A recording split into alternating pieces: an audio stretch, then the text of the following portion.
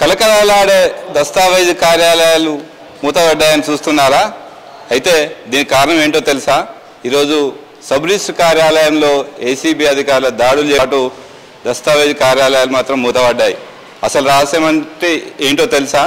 ఈ దస్తావేజు కార్యాలయాల నుంచే ఇక ట్రాన్సాక్షన్స్ జరుగుతాయన్నది జగమెరిగిన సత్యం. మనం మొత్తానికి చూసుకున్నట్టయితే ఎప్పుడూ లేని విధంగా ఈరోజు ఏసీబీ అధికారులు సబ్ రిజిస్టర్ కార్యాలయంపై దాడులు చేయడం, అసలు ఇక్కడ ఏం జరుగుతుందనేది తెలుసుకోవడం, రోజువారీగా ఎన్ని డాక్యుమెంట్స్ ఇక్కడ రిజిస్ట్రేషన్స్ అవుతున్నాయనేది మాత్రం ఏసీబీ డిఎస్పీ మధు మాత్రం పరిశీలిస్తున్నారు. కానీ నిజానికి మాత్రం ప్రభుత్వం నిర్ణయించిన డాక్యుమెంట్ల కంటే ఎక్కువనే ఇక్కడ రిజిస్ట్రేషన్స్ అవుతాయనేది మాత్రం ప్రజలకు తెలుసు, డాక్యుమెంట్ రైటర్స్కు తెలుసు, లోపల ఉన్న అధికారులకు తెలుసు. కానీ ఇది కప్పిపుచ్చడానికి మాత్రం మీడియాను మాత్రం లోనికి అనుమతించకుండా అధికారులు మాత్రం తనిఖీలు చేస్తున్నారు. కానీ చివరికి ఏం జరుగుతుందో వేచి చూద్దాం. మంచిర్యాల జిల్లా కేంద్రంలోని సబ్ రిజిస్టర్ కార్యాలయాన్ని తనిఖీ చేశామని ఆదిలాబాద్ ఏసీబీ డిఎస్పీ మధు అన్నారు. జిల్లా కేంద్రంలోని సబ్ రిజిస్టర్ కార్యాలయంలో ఆకస్మిక తనిఖీలు నిర్వహించారు.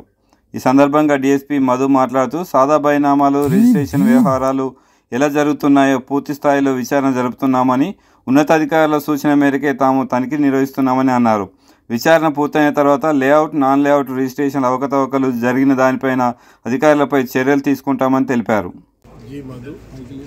నేను డిఎస్పీ ఏసీబీ ఆదిలాబాద్ డిస్ట్రిక్ట్, మా వర్కింగ్ స్టేషన్ వచ్చేసేసి మంచిర్యాల.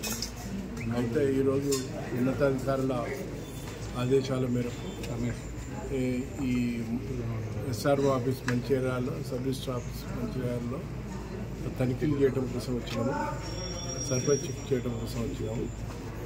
ఏమైనా అవకతవకలు జరుగుతున్నాయా, సాఫీగా జరుగుతున్నాయా, ఎల్ఆర్ఎస్ కానీ ఎల్ఆర్ఎస్ కాకుండా మన డాక్యుమెంట్స్ రిజిస్ట్రేషన్ అవుతున్నాయా, నాలా కన్వర్షన్ కానీ డాక్యుమెంట్స్ ఏమైనా రిజిస్ట్రేషన్ అవుతున్నాయా, తర్వాత ఇలాంటి అవకతవకలు ఏమైనా ఉన్నాయని చెప్పేసి చేస్తున్నాం. అదేవిధంగా రిజిస్ట్రేషన్ కోసం ఇచ్చే డబ్బులలో స్లాట్ బుకింగ్ మరి రిజిస్ట్రేషన్ వాల్యూస్ కాకుండా ఇంకా ఏమైనా అధిక మొత్తంలో కూడా డబ్బులు ఏజెంట్స్ తీసుకుంటున్నారని చెప్పేసి మేము వెరిఫై చేస్తున్నాము. ఇవన్నీ వెరిఫై చేసిన తర్వాత ఉన్నతాధికారుల దృష్టికి తీసుకెళ్ళడం జరుగుతుంది.